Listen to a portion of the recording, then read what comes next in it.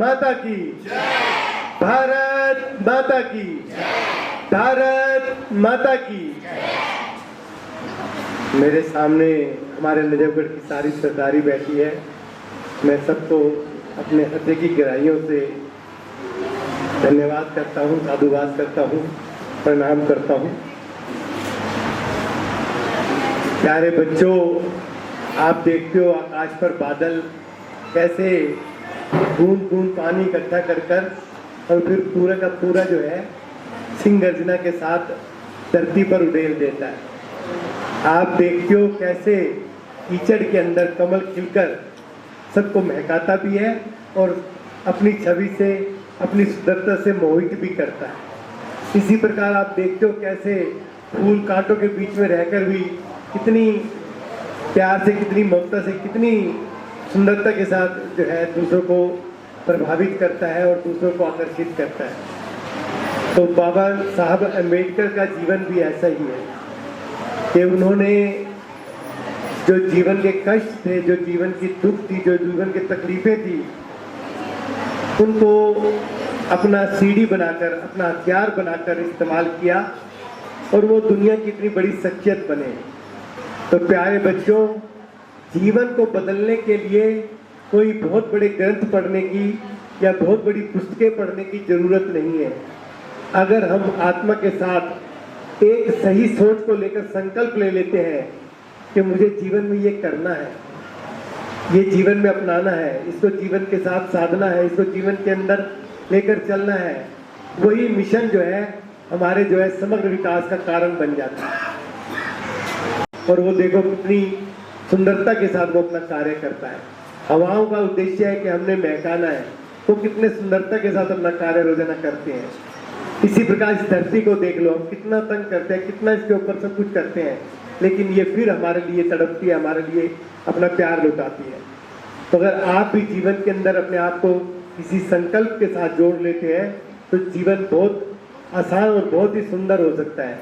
यही संदेश बाबा साहब का जीवन देता है, यही बताता है कि किस प्रकार एक छोटा सा बच्चा एक संकल्प को लेकर चला और उसने दुनिया का इतिहास लिख दिया, हिंदुस्तान का इतिहास लिख दिया। प्यारे बच्चों, आज मेरे दिल की भावना है कि मैं मेसी साहब के बारे में 2 लाइनें जरूर कहूँ। ये भी एक संविधान लिख रहे हैं, एक ऐसा संविधान जिसको पढ़ा जाना चाहिए, जिसको समझा जाना चाहिए और जिसको अपने जीवन के अंदर धारण करना चाहिए। इस धरती की भी यही अवधारणा है, इस संसार की भी यही अवधारणा है, परमात्मा की भी यही अवधारणा है, प्रकृति की भी यही अवधारणा है कि पहले अपने आप को प्यार से भरो, अपने आप को ऊर्जा से भरो, अपने आप को एक सुंदर शक्ति से भरो, फिर उसको आत्मीयता के साथ, पूर्णता के साथ दुनिया पर लौटा दो। तो मैं देखता हूँ मेसी जी साहब का दिल जो है सबके लिए कितना धड़कता है, कितना ये दूसरों को सोचकर, दूसरों के लिए, दूसरों को खुश करने के लिए अपने जीवन को जीते हैं। मैंने देखा है कि अगर कोई को खाने की चीज भी दी जाए तो बड़ा सोच कर खाते हैं कि क्या मैं ये चीजें अपने बच्चों को खिला पाऊंगा। इनकी चिंता, इनकी इच्छा उस पदार्थ पर नहीं होती, इनकी इच्छा होती है कि वो सब मेरे बच्चों को, मेरे परिवार को मिले। मैं देखता हूँ कोई भी जाति धर्म का काम होता है, सब बचते हैं कि क्यों हम इस बचड़े में पड़े, क्यों इस बुराई को लें, लेकिन ये इस बात को नहीं देखते। ये देखते हैं कि नहीं, मेरा देश सुंदर बनना चाहिए, मेरा देश एकजुट होना चाहिए, मेरा परिवार एकजुट होना चाहिए, मेरा समाज एकजुट होना चाहिए, मेरा ये जो नजफगढ़ है जिससे मैं प्यार करता हूँ, जो मेरी कर्म भूमि है, ये सुंदर बननी चाहिए।